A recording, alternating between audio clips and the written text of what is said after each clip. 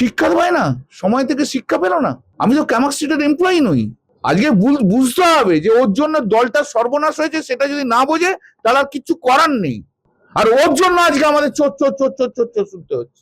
Life is under threat. যেখানে যাচ্ছে সেখানে কেউ না কেউ ইয়ে করছে। কল্যাণ বন্দ্যোপাধ্যায়ের অধিকার রয়েছে আমাকে নিয়ে কথা বলার। কল্যাণ বন্দ্যোপাধ্যায়ের অধিকার রয়েছে আমাকে নিয়ে চারটে কটু কথা বলার। কল্যাণ বন্দ্যোপাধ্যায় আমাকে ছোট থেকে মানুষ করেছে, আমি বড় হতে দেখেছি। তৃণমূলের অভ্যন্তরীণ বিদ্রোহ সামলাতে হিমশিম দশার মাঝেই বৃহস্পতিবার তৃণমূলের প্রবীণ ও নবীন সাংসদদের মধ্যে কার্যত বেনজির সংঘাত পরিস্থিতি তৈরি হয়। বিধায়কদের সইজাল মামলায় তৃণমূলের সর্বভারতীয় সাধারণ সম্পাদক অভিষেক বন্দ্যোপাধ্যায়ের হয়ে সওয়াল করছিলেন প্রবীণ সাংসদ কল্যাণ বন্দ্যোপাধ্যায়, কিন্তু বৃহস্পতিবার তিনি এই মামলা থেকে সরে দাঁড়ান। অভিষেকের বিরুদ্ধে রীতিমতো ক্ষোভ উগরে কল্যাণ জানিয়েছেন মমতা বন্দ্যোপাধ্যায়কে জানাবেন হয় দলে অভিষেক থাকবেন নয়তো তিনি। অভিষেক বন্দ্যোপাধ্যায় এয়ার কন্ডিশন ঘরে থাকার ছেলে। অভিষেক বন্দ্যোপাধ্যায় তো জানে না কত পরিশ্রম করতে কি করতে হয়। ও সবাইকে ধরে নিয়েছে ওর ক্যামাক স্ট্রিটের এমপ্লয়ি। হবে না এসব, আমি পারবো না। আমিও সহ্য করতে করতে একটা সময়ের একটা ইয়ে এসে গেছি। দিদি অভিষেককে নিয়ে চললো, অভিষেককে নিয়ে চলুক, আমাকে দরকার নেই। আর অভিষেককে বাদ দিয়ে দিদি চলে যদি, আমি দিদির পাশে আছি। এই নিয়ে বৃহস্পতিবার রাজ্য রাজনীতিতে বিস্তর চর্চার পর শুক্রবার অবশেষে মুখ খোলেন অভিষেক বন্দ্যোপাধ্যায়। তবে বর্ষীয়ান সাংসদের প্রতি তিনি কোনো আক্রমণ করেননি, উল্টে শ্রদ্ধাই দেখান। বলেন কল্যাণ বন্দ্যোপাধ্যায়ের অধিকার রয়েছে কটু কথা বলার। উনি তাকে ছোট থেকে বড় করেছেন। স্পেসিফিক্যালি করতে পারেন কল্যাণ বন্দ্যোপাধ্যায় বলেছে। কল্যাণ বন্দ্যোপাধ্যায়ের অধিকার রয়েছে আমাকে নিয়ে কথা বলার। কল্যাণ বন্দ্যোপাধ্যায়ের অধিকার রয়েছে আমাকে নিয়ে চারটে কটু কথা বলার। কল্যাণ বন্দ্যোপাধ্যায় আমাকে ছোট থেকে মানুষ করেছে, আমি বড় হতে দেখেছি। আমি এই কথাগুলো নিয়ে খারাপভাবে নিই না। অর্থাৎ অভিষেক স্পষ্ট করে দেন কল্যাণ বন্দ্যোপাধ্যায়ের বিরুদ্ধে তার কোনো ক্ষোভ নেই। পাশাপাশি ডায়মন্ড হারবারের সাংসদ এও জানান কল্যাণের অধিকার আছে তাকে চারটে কটু কথা বলার, আর সেই কারণে শ্রীরামপুরের সাংসদের প্রতি তার সম্মান 1 ইঞ্চিও কমবে না বলে জানালেন অভিষেক। কল্যাণ বন্দ্যোপাধ্যায়ের অধিকার রয়েছে আমাকে নিয়ে চারটে কটু কথা বলার। কল্যাণ বন্দ্যোপাধ্যায় আমাকে ছোট থেকে মানুষ করেছে, আমি বড় হতে দেখেছি। আমি এই কথাগুলো নিয়ে খারাপভাবে নিই না। ওনার একটা ঘটনা হয়তো খারাপ লাগতে পারে, উনি বলেছেন। আসলে তৃণমূল এখন দৃশ্যত ভেঙে খান খান। একসময়কার বিশ্বস্ত অনেক সঙ্গী এখন মমতার থেকে দূরে। ফিরহাদ হাকিম, মালা রায়ের মতো একদা অনুগত নেতারাও এখন বিমুখ। নবনির্বাচিত সরকারের আমলে আসল পরিচয় নিয়েই প্রশ্নের মুখে মমতা বন্দ্যোপাধ্যায়ের দল। নতুন বিধায়ক ঋতব্রত বন্দ্যোপাধ্যায়ের নেতৃত্বে 64 জন বিধায়ক নিজেদের আসল তৃণমূল বলে দাবি করে বিরোধী দলের তকমা ছিনিয়ে নিয়েছে, যদিও এই নিয়ে মামলা চলছে। অন্যদিকে কাকলি ঘোষ দস্তিদারের নেতৃত্বে প্রায় 20 জন সাংসদ দলের বিরুদ্ধে বিদ্রোহ ঘোষণা করে এনডিএকে সমর্থনের কথা জানিয়েছেন। সব মিলিয়ে তৃণমূলে এই মুহূর্তে মুষল পর্ব চলছে। তার মাঝে অভিষেককে নিয়ে কল্যাণের ক্ষোভ নিঃসন্দেহে জটিলতা বাড়িয়েছিল। তবে ঘরোয়া কোন্দল নিয়ে রাজনৈতিক চর্চায় কার্যত জল ঢেলে অভিষেক বোঝাতে চাইলেন এটা পুরোপুরি নিজেদের মধ্যের ব্যাপার। অভিভাবক সম কল্যাণ বন্দ্যোপাধ্যায় তাকে নিয়ে যা বলেছেন তার সম্পূর্ণ অধিকারবোধ থেকেই বলেছেন। তাৎপর্যপূর্ণ বিষয় হলো তৃণমূলের এই অস্তিত্ব সংকটের সময়েও যারা প্রায় মমতার সঙ্গেই রয়েছেন, নিয়মিত যাচ্ছেন তার বাড়ি, সব বৈঠকে যোগ দিচ্ছেন, সেই তালিকার উপরের দিকেই ছিলেন কল্যাণ। কিন্তু সেই চেনা সুর বৃহস্পতিবার আচমকাই বেসুরো হয়ে যায়।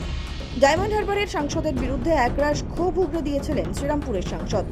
একটা সিনিয়র লয়ারের সঙ্গে কিভাবে কথা বলতে হয়, কিভাবে তা শুনতে হয়, তা তো বললো সেটা কিছু জানে না। এত অ্যারোগ্যান্ট। শিক্ষা হয় না, সময় থেকে শিক্ষা পেল না। আমি তো ক্যামাক স্ট্রিটের এমপ্লয়ি নই। আজকে বুঝতে হবে যে ওর জন্য দলটা সর্বনাশ হয়েছে, সেটা যদি না বোঝে তাহলে আর কিছু করার নেই। আর ওর জন্য আজকে আমাদের চোর চোর চোর চোর চোর চোর শুনতে হচ্ছে। Life is under threat. যেখানে যাচ্ছে সেখানে কেউ না কেউ। দিদি অভিষেককে নিয়ে চললো, অভিষেককে নিয়ে চলুক, আমাকে দরকার নেই। আর অভিষেককে বাদ দিয়ে দিদি চলে যদি, আমি দিদির পাশে আছি। আর অভিষেক বন্দ্যোপাধ্যায় এয়ার কন্ডিশন ঘরে থাকার ছেলে। অভিষেক বন্দ্যোপাধ্যায় তো জানে না কত পরিশ্রম করতে কি করতে হয়। ও সবাইকে ধরে নিয়েছে ওর ক্যামাক স্ট্রিটের এমপ্লয়ি। হবে না এসব, আমি পারবো না।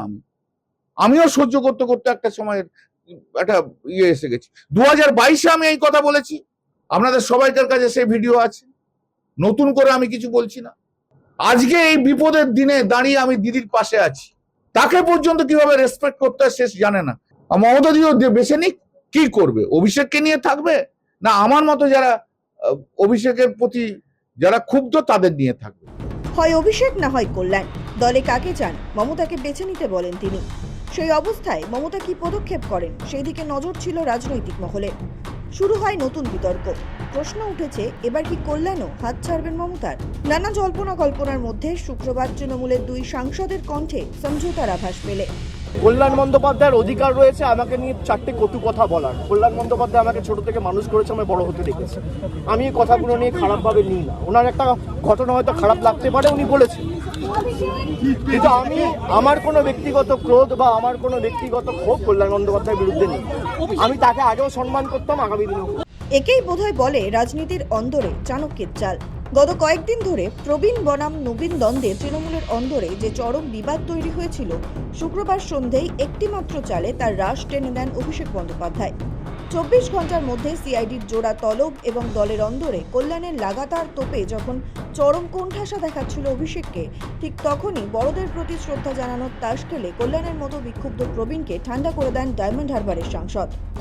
ভাইপোর এই অভাবনীয় এবং পরিণত সৌজন্যের পরেই এক লহমায় গোলে জল হয়ে যায় শ্রীরামপুরের বিক্ষুব্ধ তৃণমূল সাংসদ কল্যাণ বন্দ্যোপাধ্যায়ের মান অভিমানও। অভিষেকের সমঝোতা বার্তার পর একই সুর শোনা যায় কল্যাণের গলাতেও। ফলে প্রশ্ন উঠছে, অভিষেককে কেন্দ্র করে বৃহস্পতিবার কল্যাণের যে অসন্তোষের বহিঃপ্রকাশ দেখা গিয়েছিল, সেই বরফ কি গলবে? কাটবে তৃণমূল সুপ্রিমো মমতা বন্দ্যোপাধ্যায়ের দুশ্চিন্তার মেঘ? লক্ষণীয় বিষয়, বিধানসভা ভোটে পরাজয় এবং তারপরে তৃণমূলের মধ্যে যে বিদ্রোহের ঝড় উঠেছে, সেই হাওয়ায় গা ভাসাতে দেখা যায়নি কল্যাণকে। তিনি সবসময় বুঝিয়েছেন মমতার পাশে আছেন।